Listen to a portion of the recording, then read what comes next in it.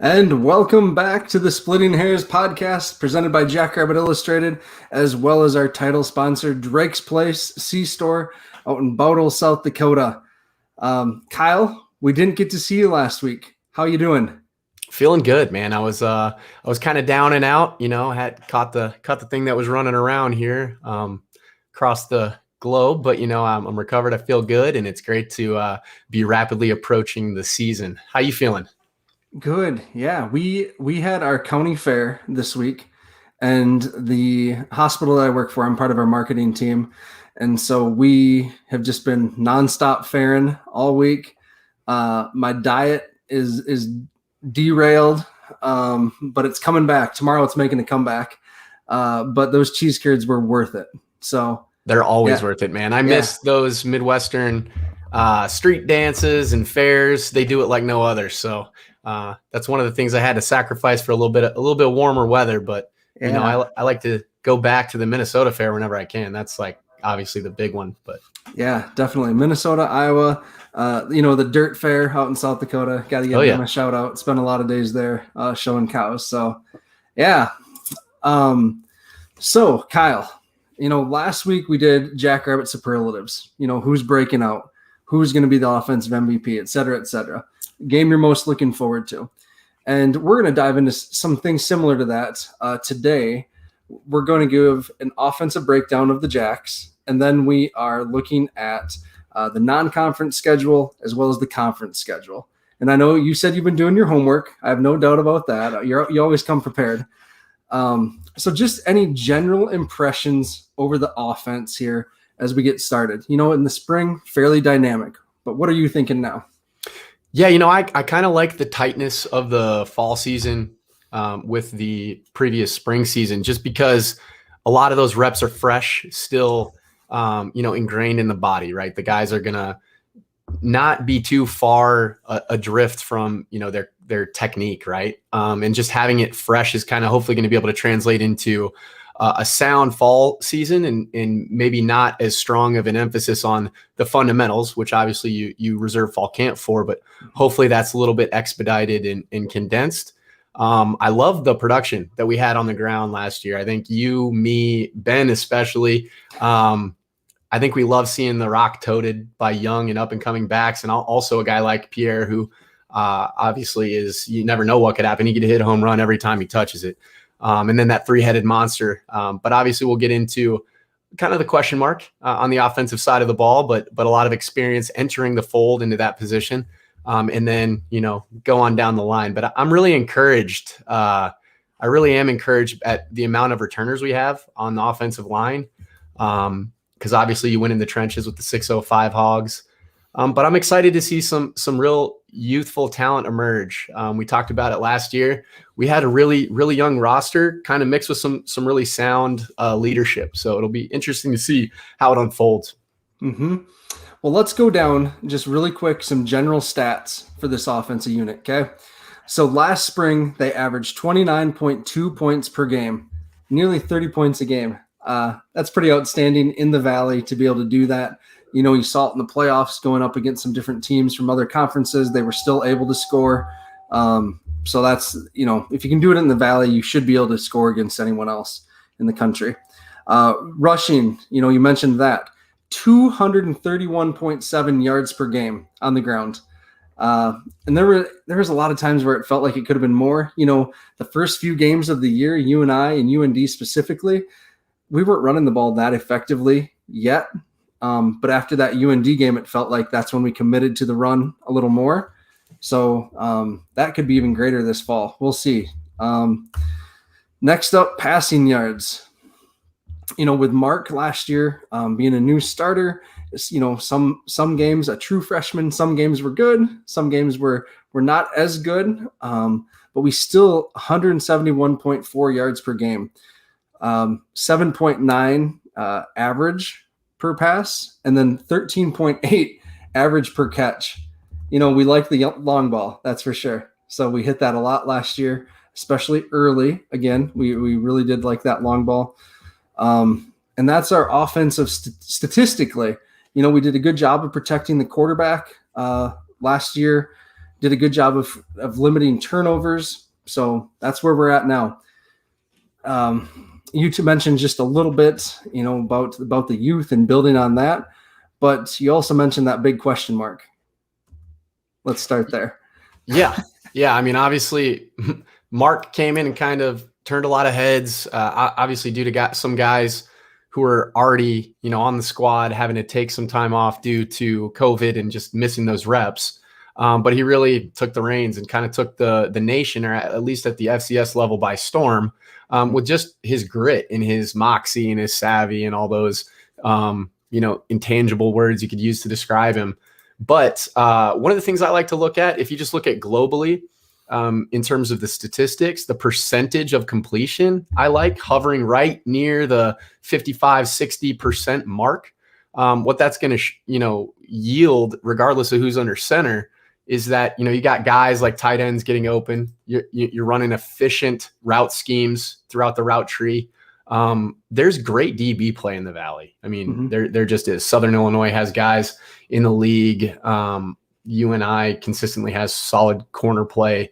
And then you got Illinois State, who has linebackers at the second level and DBs in the league as well. So, I mean, no matter who you line up against, you're going to be challenged. So I like to see that percentage hovering around that mark. I'd like to see a guy like Chris or Heidi come in and really flirt with that 60% mark, just because that means we're taking care of the ball. We're being efficient in terms of making the most of our opportunities. And then also, that's going to open up the run game, and vice versa. The run game is going to open up the pass game. So as far as who helms the Jacks going into week 1, I haven't heard them name a starter.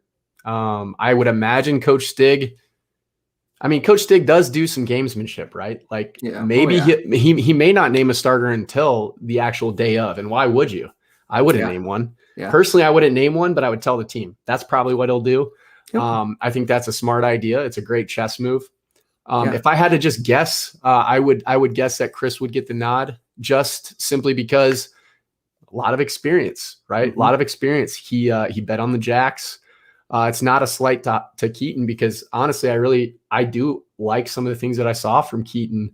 And I think having been thrown into the fire in an absolutely, just insurmountable conditions type game, as far as with the weather, as far as an absolute monsoon, and then a beautiful day at the beach after in the fourth quarter. And then you got, you had no reps leading up, I'm sure. I mean, minimal at best. Yep. And that Sam Houston defense is good too at every level. That was one of the best defenses we've seen in a while, especially across the defensive front seven, which was making it difficult for him. And we're not going to talk about that game anymore. That's not going to come up. But with all that being said, nationally, going back and forth a little bit on Twitter with some people who do follow the classification pretty closely, I'm hearing, the Jacks got this question mark at quarterback, and that could be tough. And the reality is the team up north has a question mark at quarterback too. But I think if you look at both situations, the guys coming in to potentially fill that spot as grad transfers have a lot of really sound experience, both at the FBS level, and then Chris coming in from a Sanford program that's known for developing quarterback talent, right? So, I mean, there's a lot to be encouraged by, regardless of who takes the reps under center for that game 1.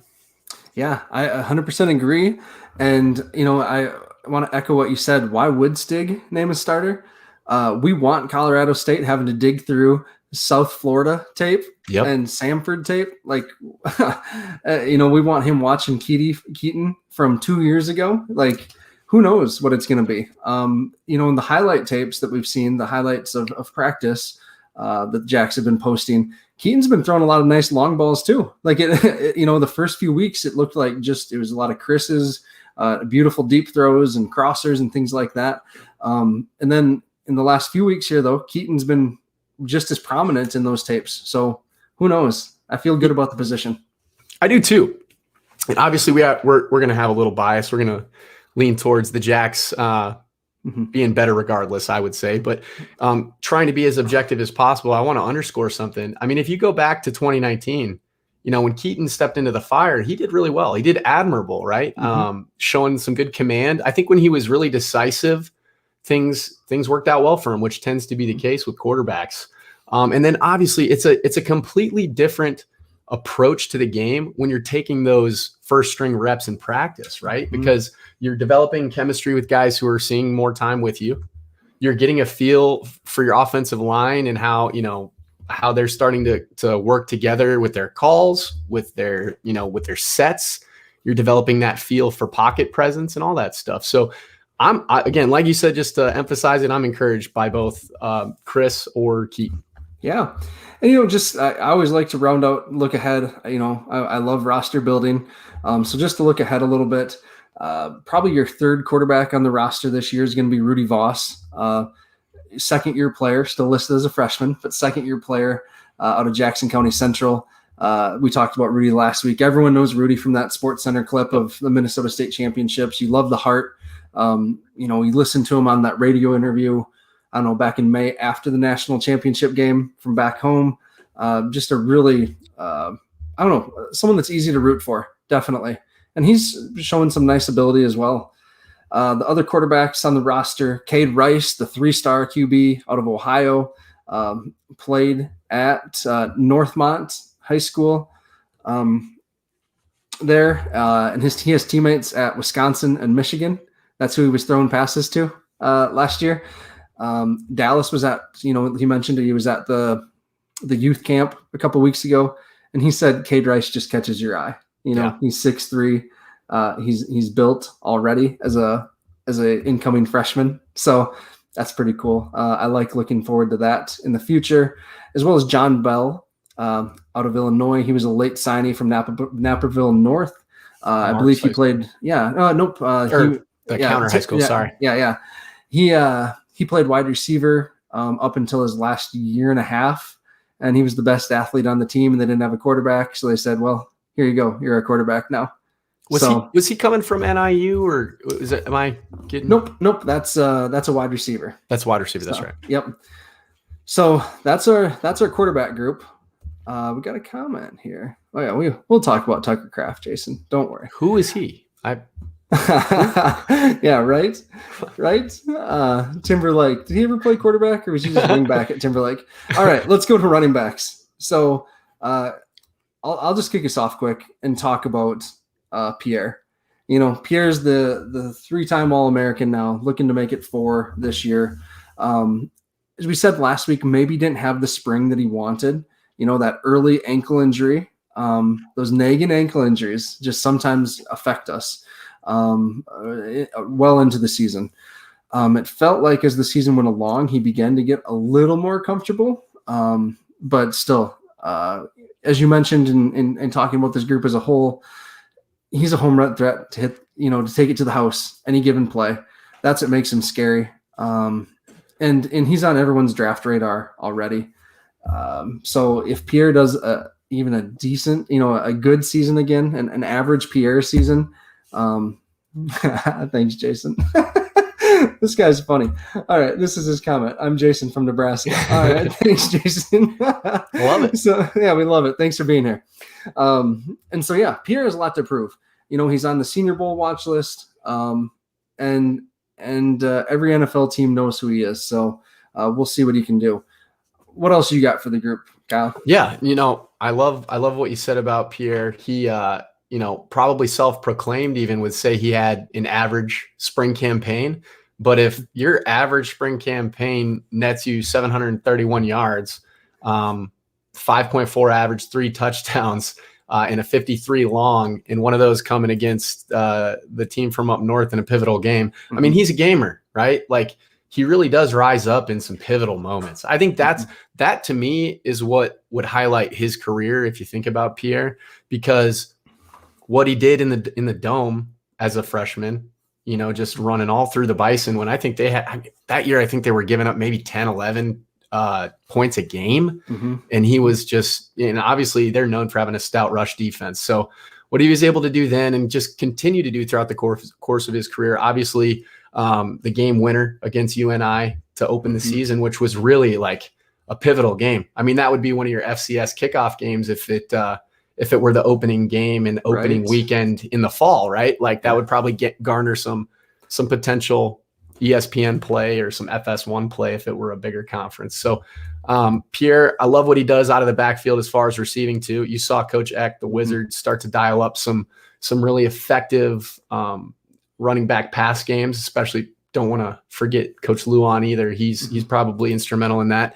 But then I want to move to the guy that is really a fan favorite and honestly probably had one of the best national title games. I don't want to harp on this too much because we want to move on from it, but probably one of the best performances you'll ever see in a national title game, potentially any game, with one of the best runs you will ever lay eyes on. And that's Isaiah Davis just being a bully in pads, a grown man against the Bearcats. So I'm excited to see what he does because, Pierre he's a finesse guy. He's smooth.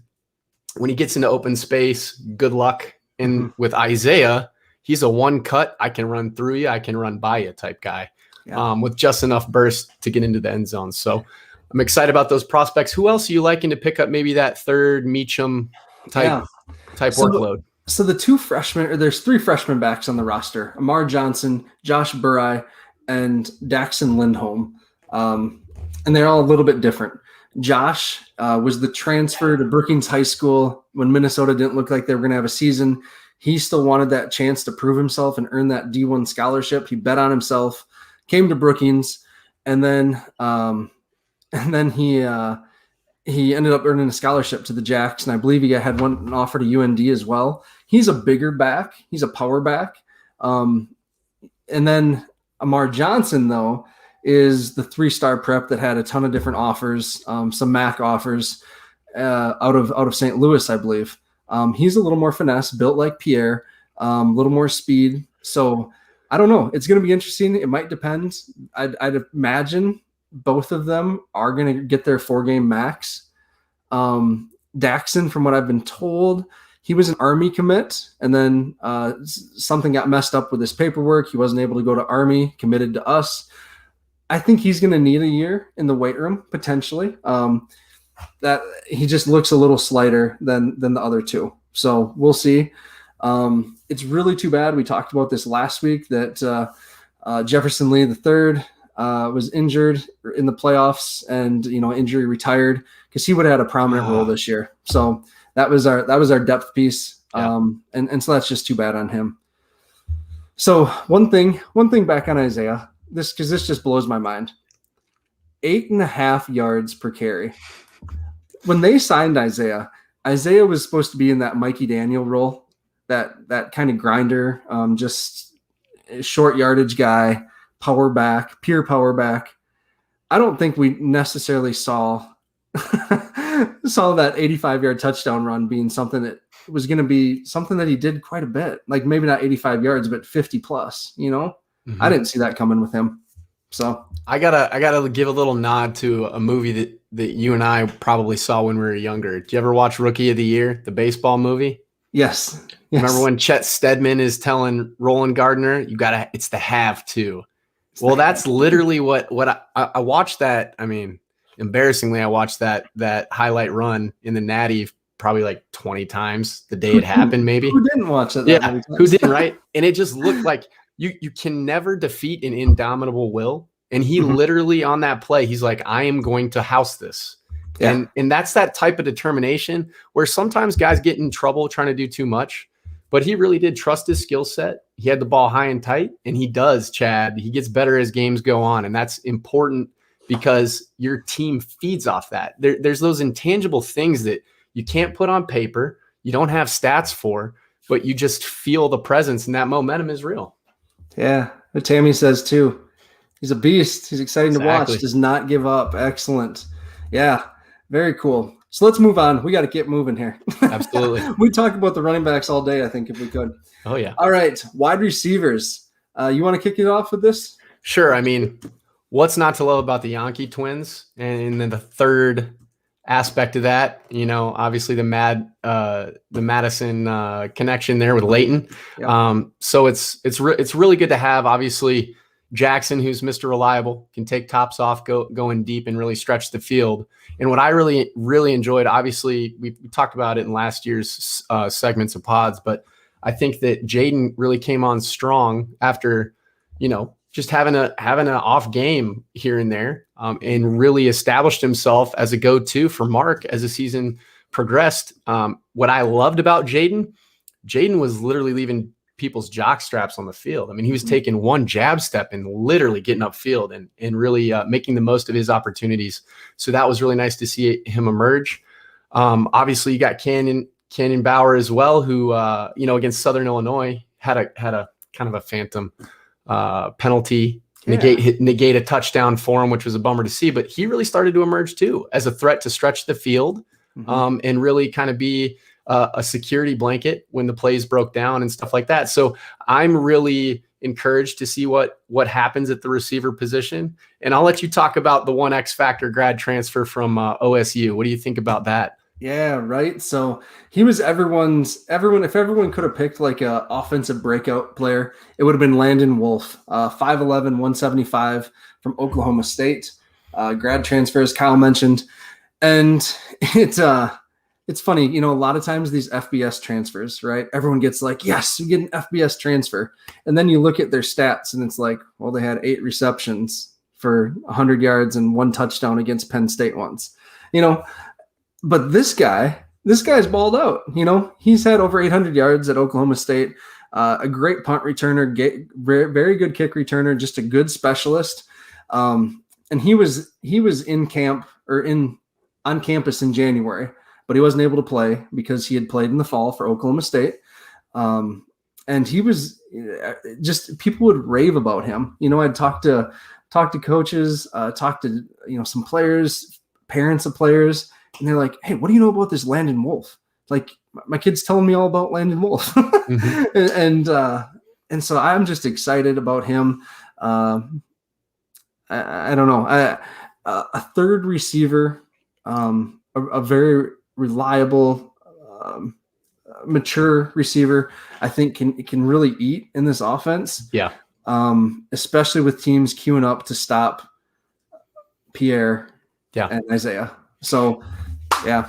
And you know what, Matt? I think the most interesting thing that I recognized when I transferred from FBS Big Ten to FCS was the speed of the game is just like a hair different, right? So at that level, it is a hair different. Size of the guys who are on the field at any given time is about the same. You might have a little bit taller, maybe 10 pounds heavier at each position, 5-10 pounds, give or take. But that speed of the game, he has been exposed to for the majority of his career is really going to pay dividends for him. Not having that overwhelm and really no moment being too big, which is what was so great for us to have achieved the success we did in the spring and get to the pinnacle, because guys are not overwhelmed. That we've been in that air for, what is it? Since 2016, we've made the semis, quarters, second round in 19, but that was kind of an anomaly due to injury. Yep. But we've been there, right? So all the guys, they don't have that overwhelm. Then you sprinkle in the mix a guy from the Big 12 who's done it and been there. I think that's just going to raise the level of play at that position group as a whole. Yeah. And one thing I thought was cool about Landon is that throughout the season, you'd see him on the sideline just going crazy too, cheering on his teammates. A guy that had just shown up in January, being that invested in his friend's successes when he was having to sit out. Like that tells me a lot about the character, and that's something that everyone's talked about with him. So. And that's a great point too, because I actually have a mutual contact with Eli because, Wolf. He had a teammate, Micah Cooper, who played running back and was a walk-on and a transfer from the D2 level at Oklahoma State. And he showed up and was behind me at the national championship game, which is a testament because, he's not even playing. Yeah. And I mean, Micah lives in Texas, or did at the time, when he was my client, but just to see him show up and be supportive, obviously that goes a long way for showing the type of teammate he was or is. Very cool. So let's go through just a couple more of the guys that will contribute this year, and then talk about the freshmen quick. Mason Layton, last year he's that guy that transferred up from Dakota State, set all sorts of records there. Bet on himself, came up last year, had a touchdown catch and a couple other receptions. Terrific hands. That's one of the things I keep hearing about Mason is terrific hands. The third wide receiver from last year, Canyon Bauer. Out of O'Gorman, redshirt freshman, third-year player now for us. Coaches are really high on his growth. He's someone that Schleissner singled out during the wide receiver video as someone who's really taken a big step forward from the spring. So that's promising because he still did some nice things in the spring as well. He's a good run blocker as well. That's one thing I'd like to point out about Canyon. And then you get into a bunch of younger dudes that really we haven't got a chance to see yet. So AJ Coons is, again, someone that I mentioned this last week as a potential breakout candidate. Someone told me that he is Jason Snyder 2.0, which is a heck of a compliment. So if that's true, we are in business. Because if it wasn't for Jake Wenicky, Jason Snyder might be the best Division I wide receiver we've had. Oh, indeed. I mean, K Johnson, boundary wide receiver. There we go. Yeah, boundary for sure, and a similar body type wide receiver to Jake for sure. That prototypical type build, and I personally think Jason could still have had a next level career if he didn't want to pursue the pharmacy route. So I mean, he was a very smart. Kind of a bummer to have anything at your fingertips, like all options, right? But no, Schneider was actually my teammate, so it was great to. It's always great to hear a reference about Schneider. I am really excited to see what Canyon does.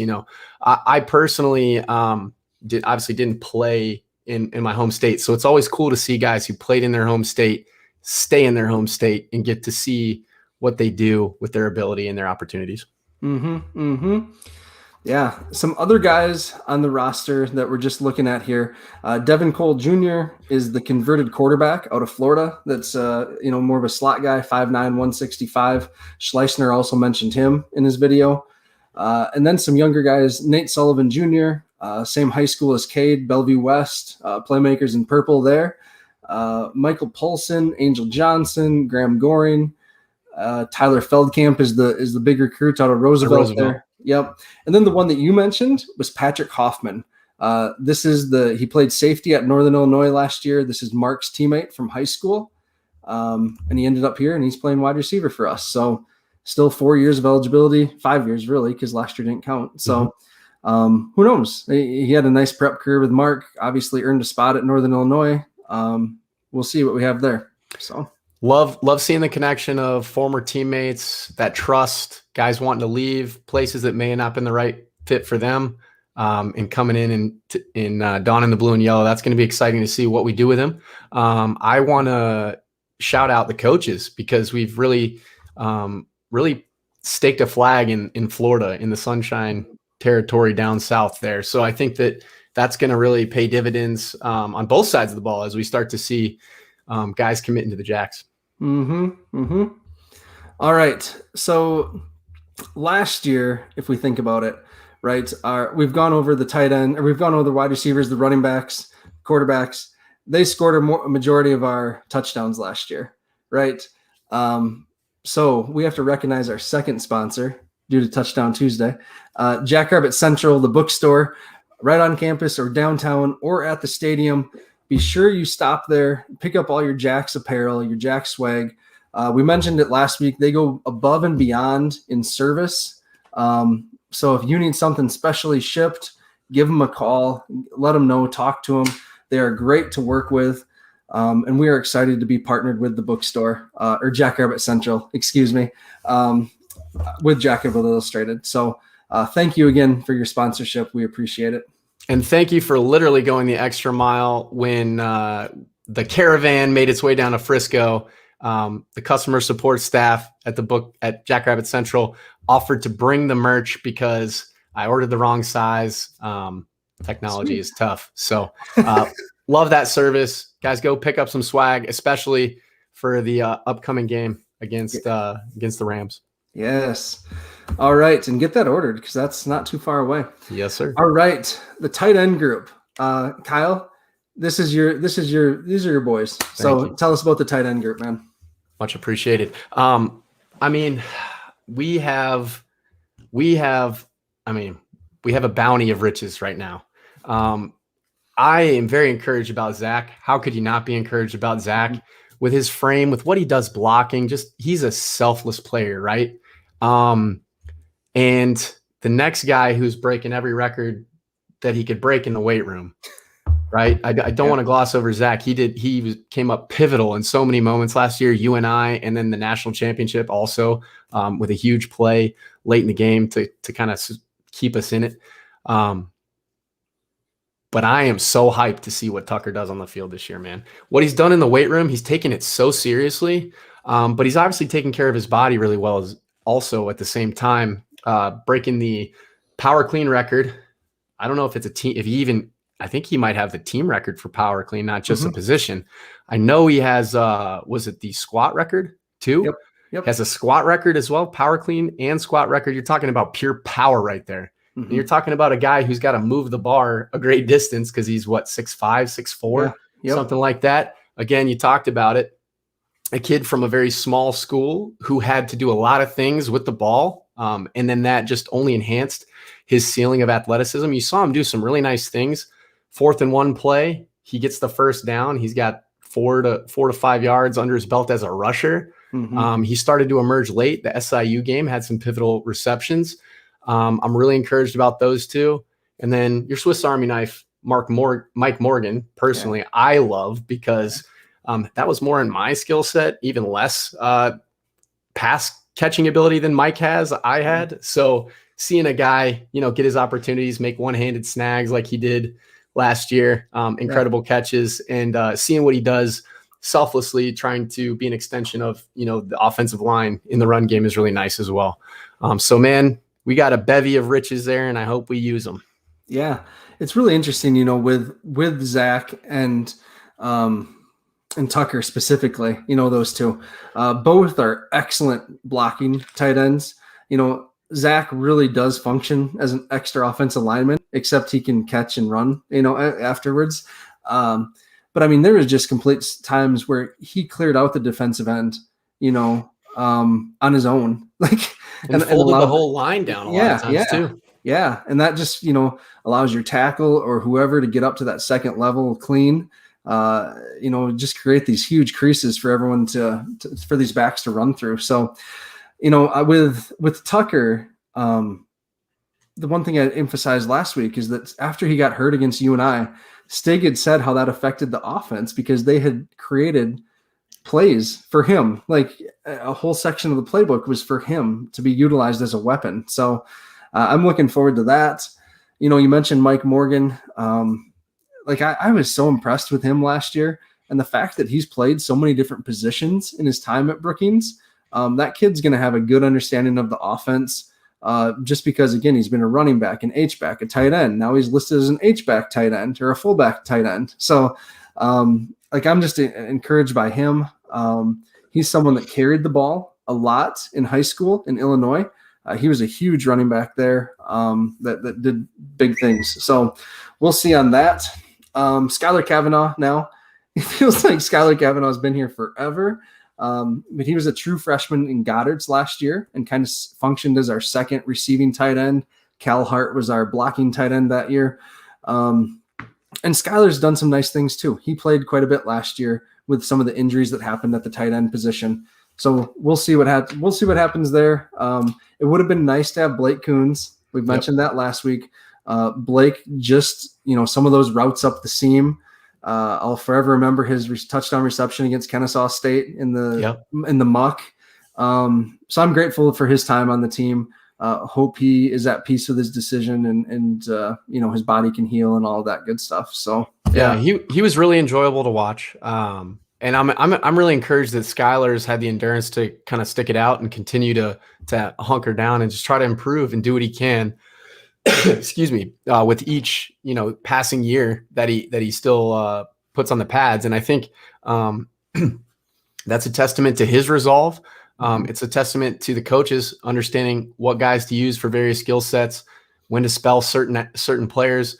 And then I do want to highlight Coach Schleisner, obviously, for developing some of these guys too, but Coach Ryan Olson coming in as a first-year coach at the position for tight ends and really developing them well. And knowing how to kind of cycle in that talent. So yeah, kudos to them, man. It's very difficult coming in, earning respect, building rapport with your guys right off the rip, and then obviously playing for the whole shebang. So Yeah. A lot to be encouraged about every group we've talked about so far. Yeah, just a couple guys, younger guys to mention on this tight end group.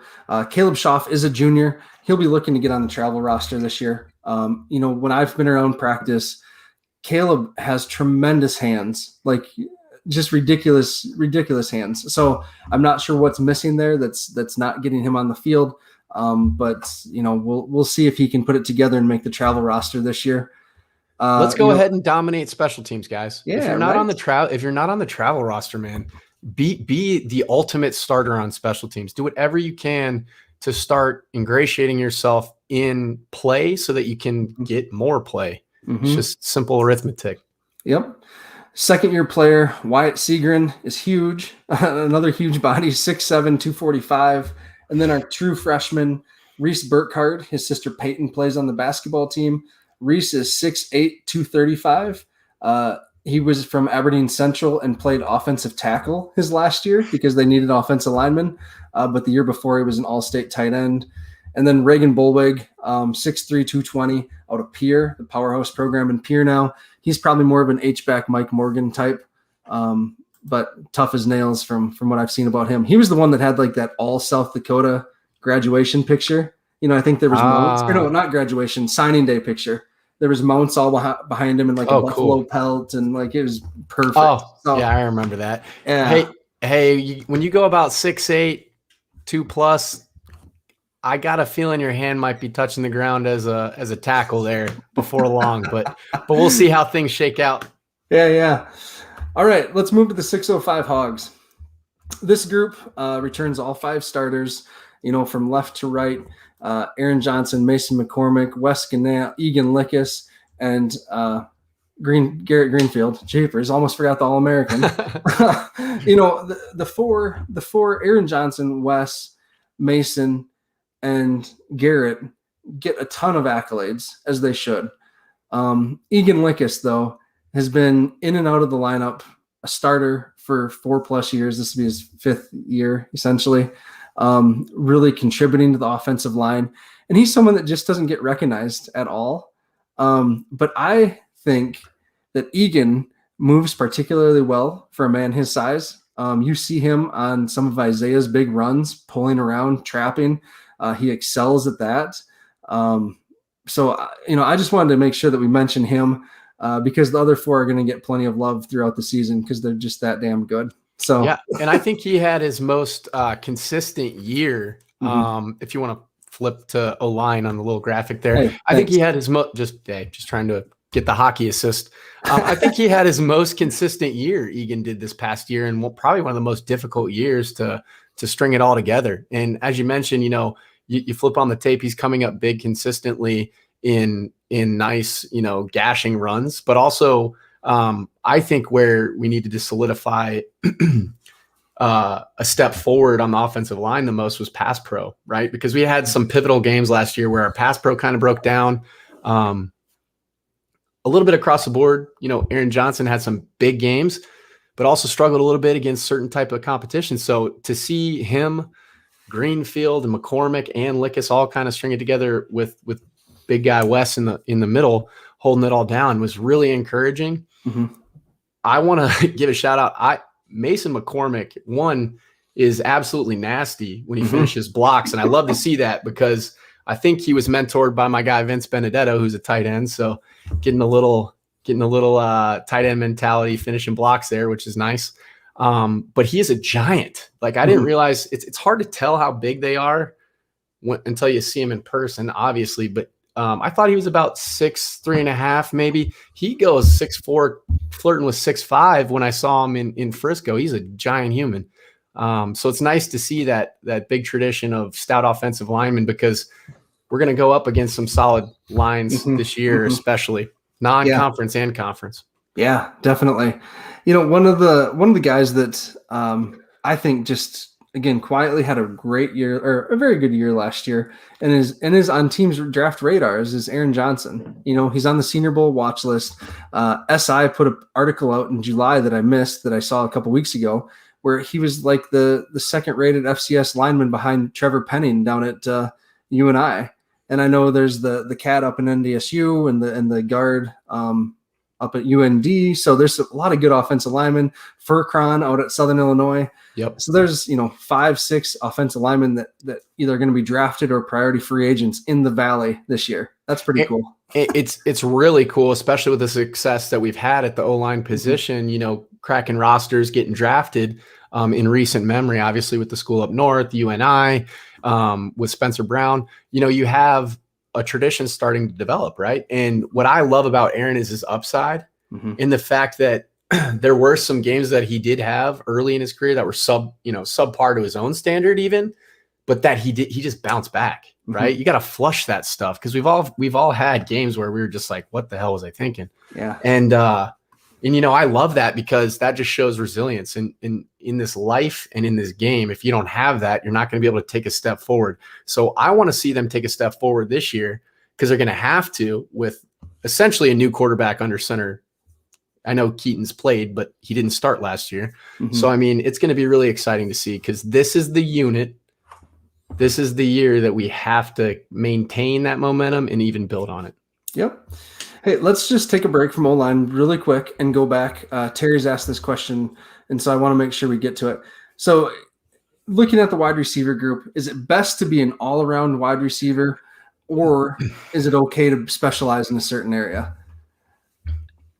And for us, the Jacks have just had really good blocking wide receivers for a long time.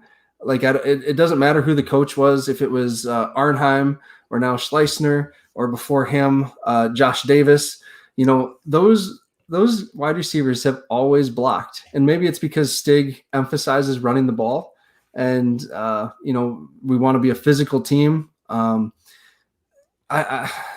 guys just do it. I don't know. Kyle, any insight from being in the huddle and practices and stuff? What does it look like?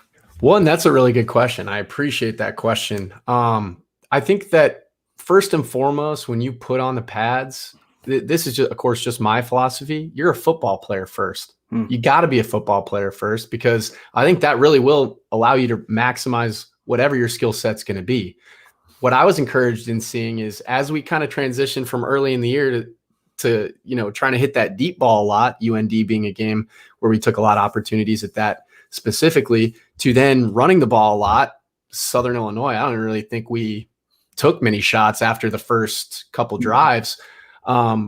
That shows, all right, how can you respond to the flow of the game? And then how can you respond to the kind of the complexion of your offensive strategy as the season progresses, right? So to kind of put a bow on my answer to that, I would say, one, you got to know your own skill set. For instance, Cade Johnson is not going to be a heavily relied upon blocker. Now, is he going to need to block when the time comes? Absolutely. But he did. If you go look at the tape, Jackson Yankee is not first and foremost going to be a blocker. We need to get him the ball. We need to get him the ball in space. We need to let him go to work. Same thing with Jaden and Canyon. Obviously, looking at his frame, he's not going to be a big blocker, but we need to be selfless enough to extend those plays to maximize what we can get out of them in terms of runs. And then obviously we need to be selfless enough if we're going to run tunnel screens, bubble screens, and things like that to try to extend those plays. So to put a bow on it, you got to know your skill set and you just got to be selfless to be well-rounded. Exactly. Yeah. Chad. Yep. Thanks, Terry, for the question. Chad chiming in there. Appreciate it.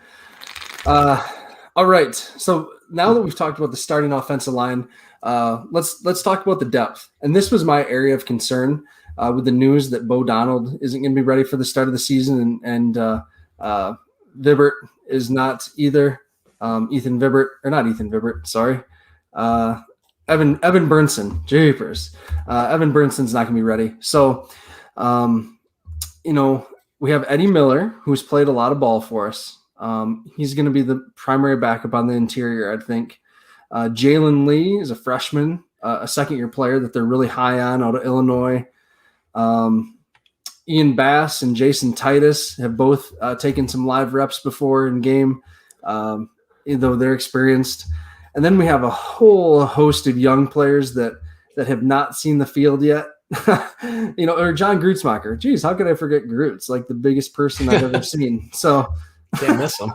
Yeah, I think it goes Phil Lodeholt and then John Grutzmacher, like in the two biggest people I've seen in my life. So one time, so I did grad school at Mankato. I think you know this, Kyle, but Yep. The Vikings used to do camp there, and I'm walking from my car. There's north of campus from the library, and there's Phil Lodeholt. And I'm just like, holy shit, this guy's huge. Like, and I like the Packers, so I didn't want his autograph necessarily, but man, what a big human. Sorry, sidebar there. Yeah, we need to move on after that last comment that you said about the Packers. But, you know, some of the other young guys, Ethan Eilers, I'm really excited about. He's a freshman out of Iowa, 6'5", 265, tackle prospect probably. Adam White as well, 6'4", 275. Jarrett Blumenrader is converted a tight end to guard now. Heard really good things about him and his development. 6'6", 285. So you talked about that size thing. Maybe your hand won't be in the ground. Yeah. Sorry, Jarrett. So yeah, offensive line is just an unknown right now. When I said that's an area of concern for me, it's not that I don't think they can do it. It's just that right now it's an unknown. So yeah. And shout out to Jarrett Blumenrader from Highmore Herald High School. My teammate Casey Cuppy is an alumnus there as well. So yeah, and his coach, you know, was Big Red. So yeah. All right. So let's move on. We're on to the non-conference schedule. And Kyle, you did some digging in here. What can you tell us? Well, I'm going to table Colorado State first and just kind of talk about. Obviously, you're going to see Lindenwood on the roster. There's some Sioux Falls connections there.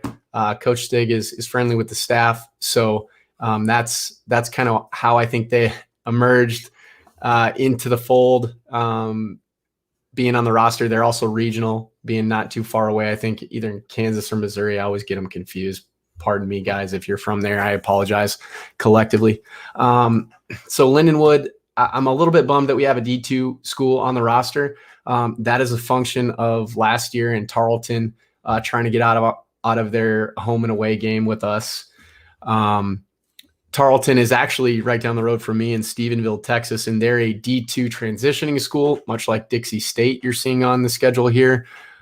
So Tarleton and Dixie State are going to be members of the WAC, which is Reigniting Football after they dismantled football. Yeah, they imploded due to the realignment that happened with that other Big Red team from the South in 2010. They kind of got the ball rolling on trying to dip out of their conference. For those of you who don't understand what I'm saying, Nebraska, yeah, they've had a miserable go of it. But anyways, so Lindenwood's going to be on the schedule there. Tarleton got out of it. The WAC is reigniting a football conference. Team that we dropped the heartbreaker to in Frisco. Sam Houston is going to be a part of that joint kind of hodgepodge conference. It's the WAC along with, what are they calling themselves this year? Yeah, it's to the east. Yeah. Anyways, it's a hodgepodge mixed name of like two conferences so that they can have, I think, enough squads to meet the requirements to get into a playoff consideration for an auto bid. Yep. So that's going to be taking place. Dixie State is a school that's also a D2 transition school. So they're going to enter the fold. They got a good tradition at the D2 level, a better tradition than Lindenwood. So you got a D2 school, a transitional school, D1 school, and then you got an FBS school. So I know this is no fault of Mr. Sell, our AD, but it is so hard for us to schedule consistently FCS home games against FCS opponents. And I want to see that start to change. And I hope maybe it has something to do with getting there. I know people have to fly into Sioux Falls, and that can be a strain on the. Yeah. Kyle, are you frozen or am I frozen? All right. Anyone in the chat want to just tell me who's frozen, me or Kyle?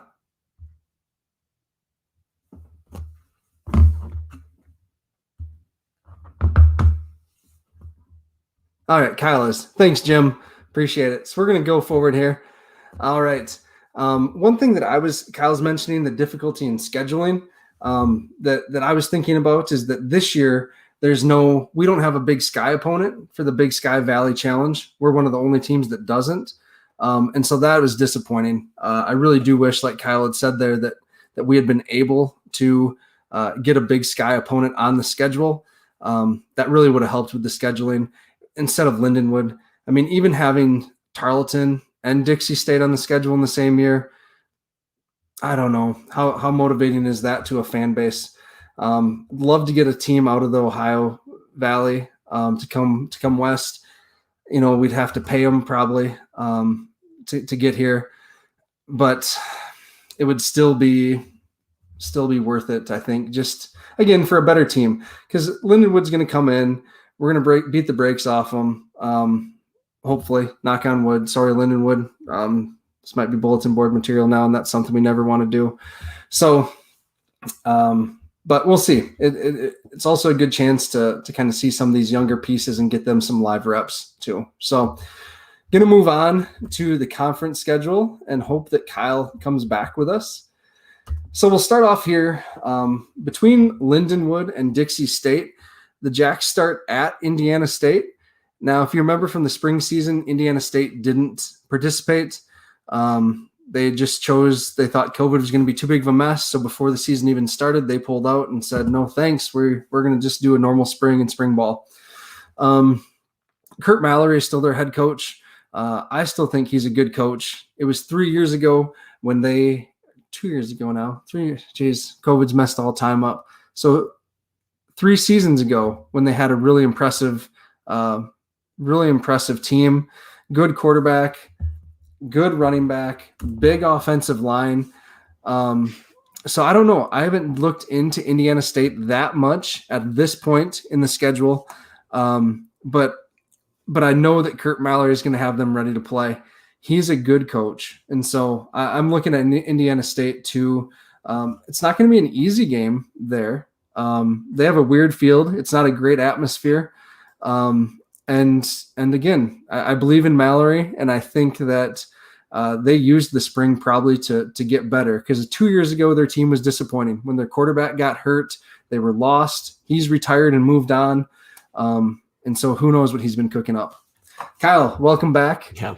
My closing thoughts on the non-conference schedule were just that I wish that, echoing what you had said, that we had a game in the Big Sky Valley Challenge. We don't this year. We're one of the only Valley teams that doesn't, and I wish we did. That would have been a better option than either Tarleton or Lindenwood, in my opinion. Certainly, and to just touch on it, obviously don't want to put any false sense of urgency or any undue pressure on anything here, but when you play a D2 school, it makes that FBS game so much more valuable in terms of playoff consideration. Now, being in the Valley, just our conference schedule alone is gonna help us there, kind of offset that.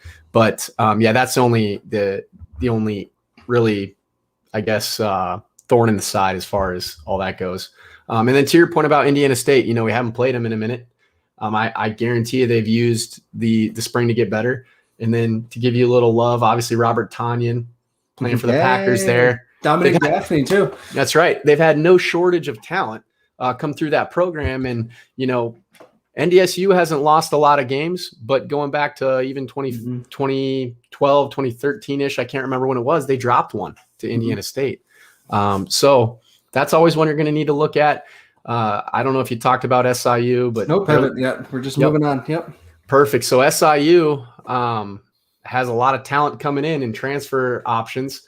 I believe they added a running back from Western Carolina as a grad transfer who's got some ability. And then obviously, did Stone Labanowitz move on? Have we? So Stone's going to be their starter and Baker's their second, it sounds like. That's interesting. Yeah, they're going with Stone. So Stone's been able to get a lot done for him, obviously contributing to a win against UMass, doing what he did last year, kind of having some yips here and there, especially against our game down there. But that's going to be a pivotal game that obviously it's hard to beat a team a lot, and we've beaten them a lot, and we've beaten them handedly a lot. But then now they're going to have more angles of attack. That's just how it goes. So, it's going to be really, really interesting. And I would agree, Kurt. I can't imagine a time when the Valley has been stronger and deeper top to bottom. One thing about SIU that I've been thinking about as well is that in their game against Brookings, in Brookings for the playoffs, they were without a number of starters along the defensive line, and those young players played pretty darn well.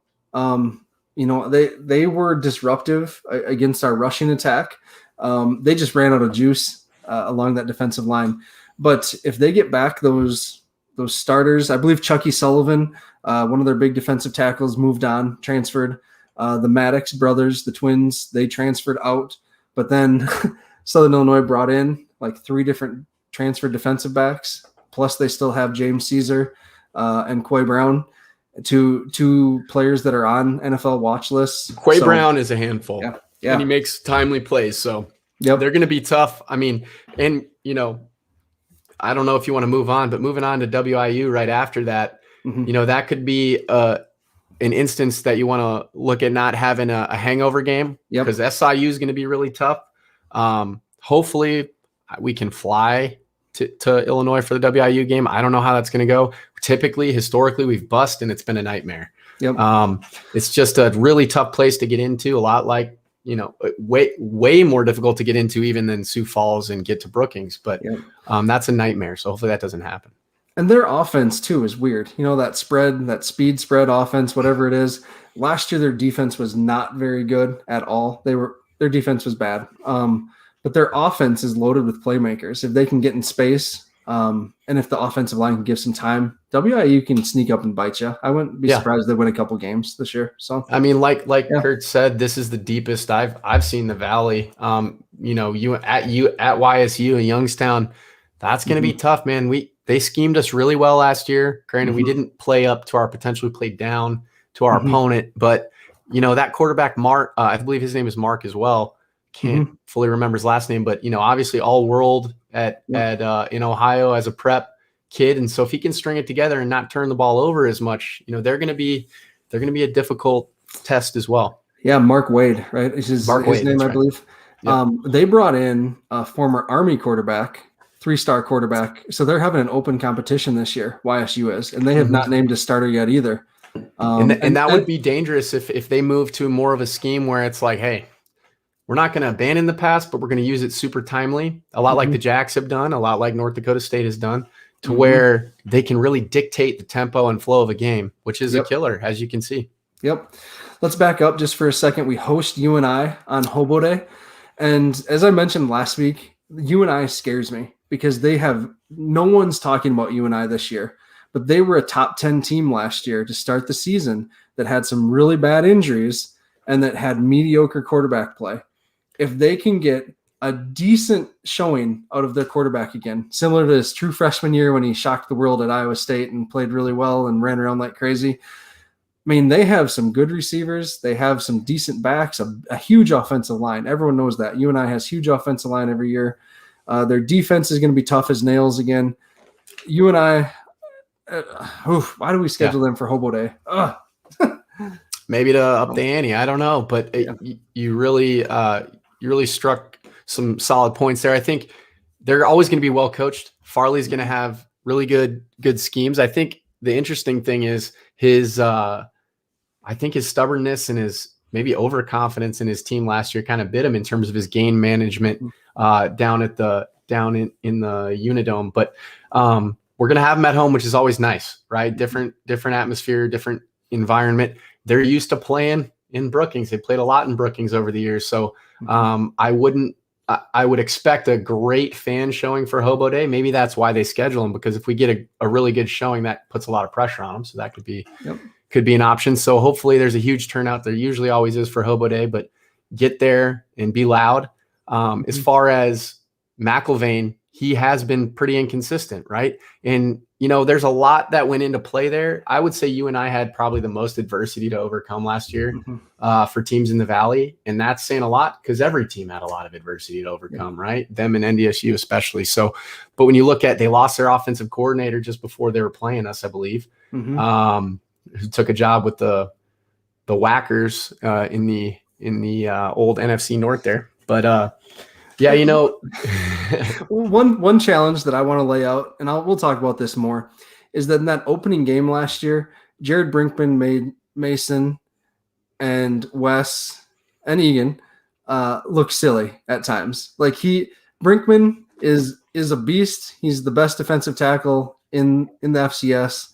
And so I would like to see our offensive line take what they've learned since then and dominate him. Do their best to dominate him because he took it to us. He wrecked the game in that opening game last year. He really did, and he really helped them climb back because they were very stagnant offensively, and our defense was really doing an excellent job. And he really did shift the momentum almost single-handedly. Yeah. Part of that could be a defensive tackle. Jeez. Definitely. I mean, I didn't see the wide version. I only saw the broadcast version, and seeing the tight film kind of would help see how some things shaped up there, especially with a freshman quarterback. Was he seeing all the looks? Was he taking the right opportunities early to kind of alleviate Brinkman's rush? But, like you said, a lot of times what I want to see Wes do more from a technical standpoint is not get caught leaning too much. And, that's tough from a center position. And I never played it, so I don't want to assume that I know all the technical aspects of it. But,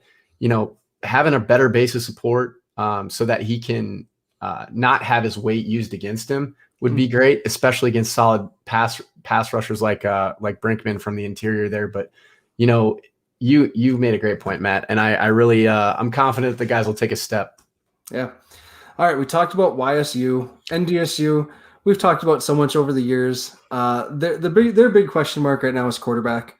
They have the transfer from Virginia Tech, Quincy Patterson. He goes to the same quarterback coach that Mark has, the throw it deep quarterback school. So he's going to be technically sound. He's going to have good feet. He's going to know what he's looking at.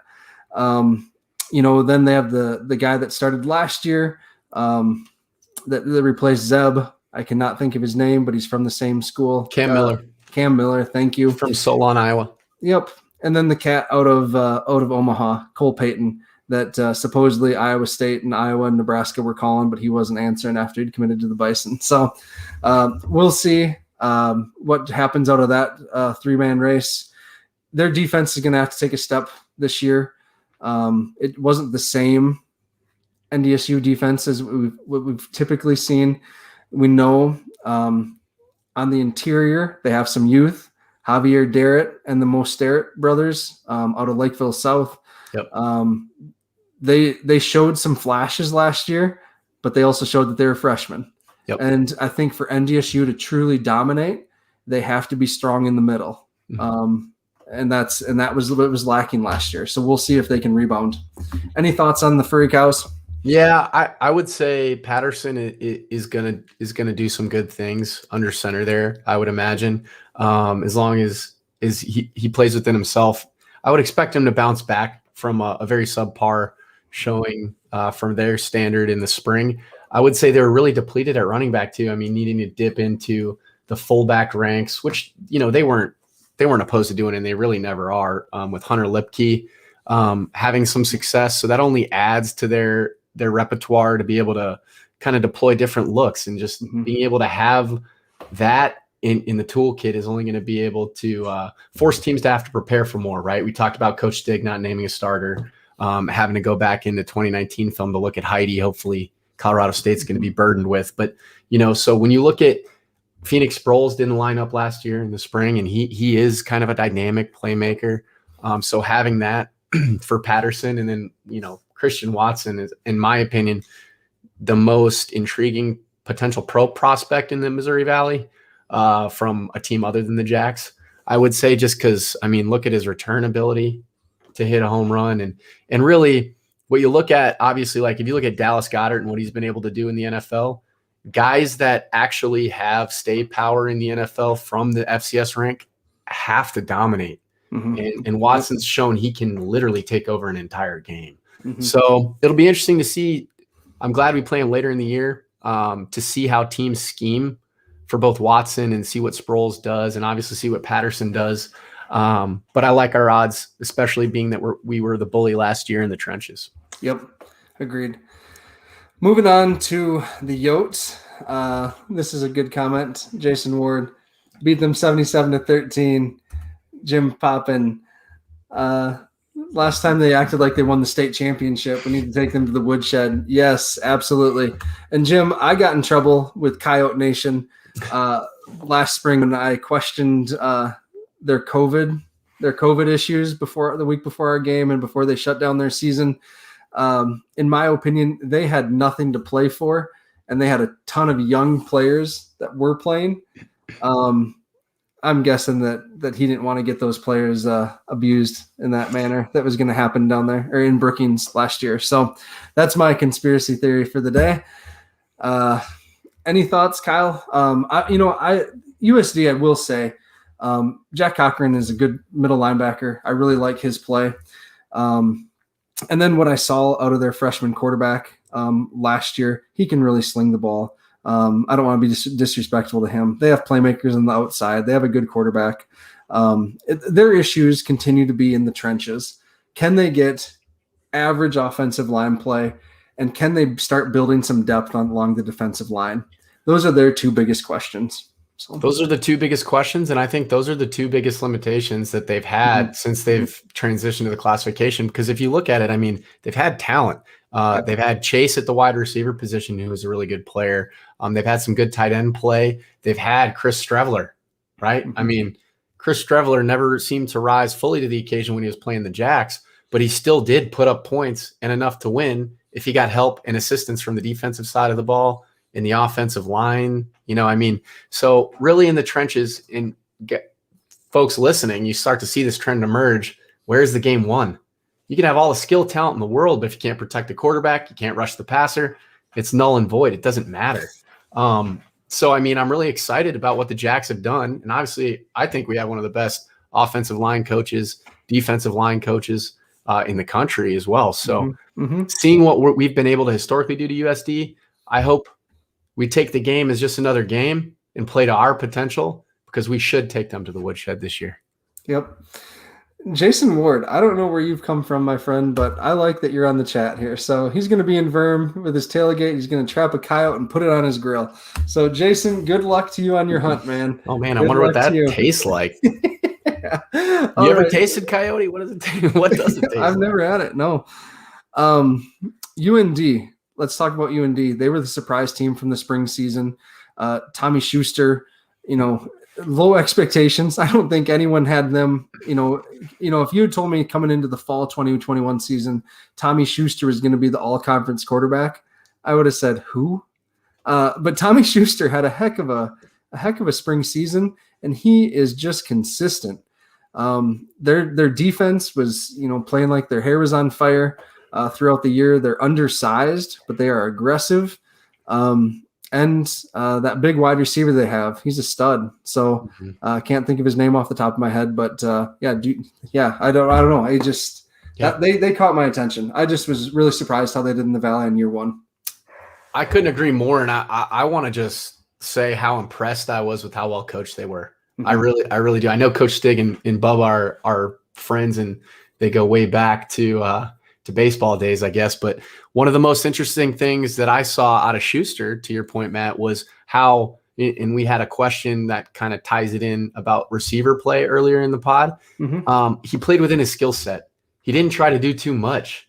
I think Tammy asked the question about receivers as well, but he didn't try to do too much. It was a definite surprise. Now, the caveat is they play well at home, Jim. Exactly. Yep. Took the words right out of my mouth. We have some good fans here, but they play well at home.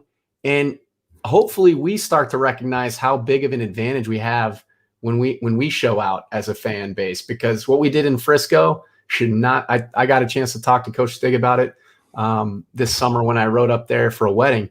It was remarkable to see how awesome the SDSU fan base traveled and how they showed out and how loud they were and how big of a difference maker that was. I was thoroughly shocked.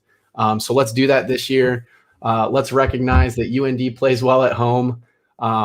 Maybe it was the shocker. Maybe they had the chip on the shoulder there, but I think by and large, the Valley may catch up with them this year. But Schuster's going to be Schuster still. He's going to play within himself, and Coach Schweigert knows his team. So they're not a team we can overlook, just like no other team in the Valley is a team you can overlook. All right, getting back to some running back comments here. Jamal, Jeff Skinner. What did we get here, Jeff?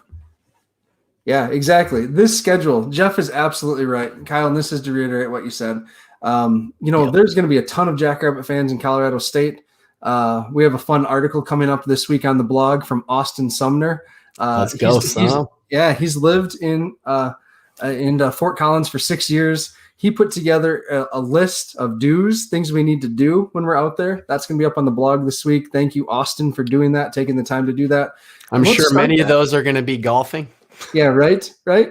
You like to get out there. So let's start this. Down in Frisco, you're right, Kyle. Like, that was awesome. We were an hour away from Sam Houston, their campus, but we had the better fan base, hands down.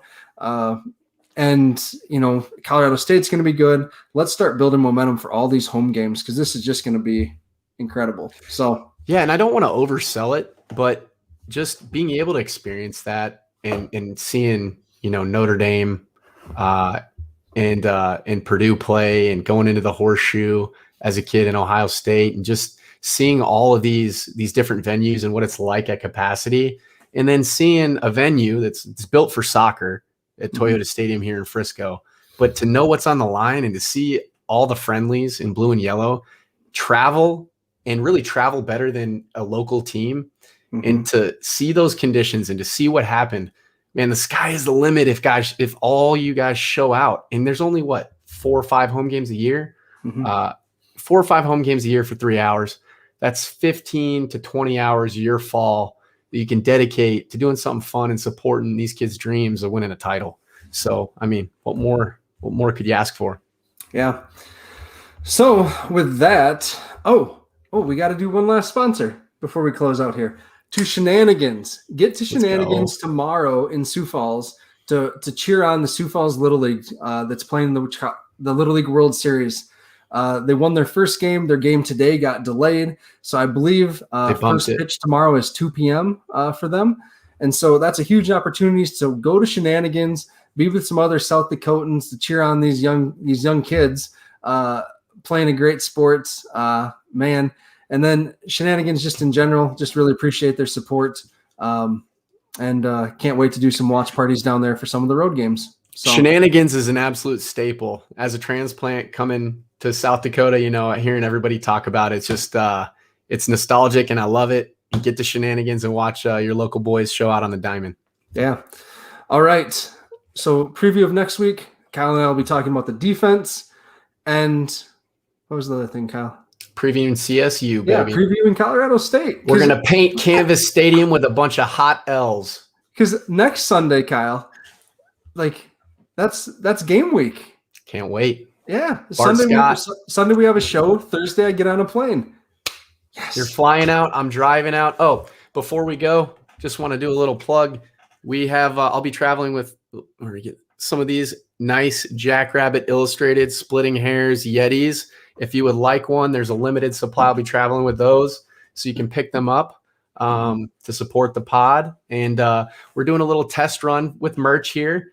We're looking at if people would like clothes that's Jackrabbit illustrated branded, we're probably going to start there, but we would like to eventually potentially partner and license the Jackrabbit logo. So to do so, we'll probably be putting out feelers with some polls on Twitter. If you're on Twitter, you are interested, please weigh in there so we can kind of do a dry run of what the interest would be for merch, because it's hard. We're doing this as a hobby, but we appreciate all the support from our sponsors, and we'd love to give you guys some merch if you're interested. Yep. And Brendan did put out that poll for flags. About 60 people, I think, said they'd take a JI flag. Love it. And so that's pretty cool. So we'll let you know some more details on that as they become available. So thank you for the support, everyone. Can't wait to see you and meet you in Colorado State, or in Fort Collins for Colorado State. With that, go big, go blue, go Jacks. Go Jacks.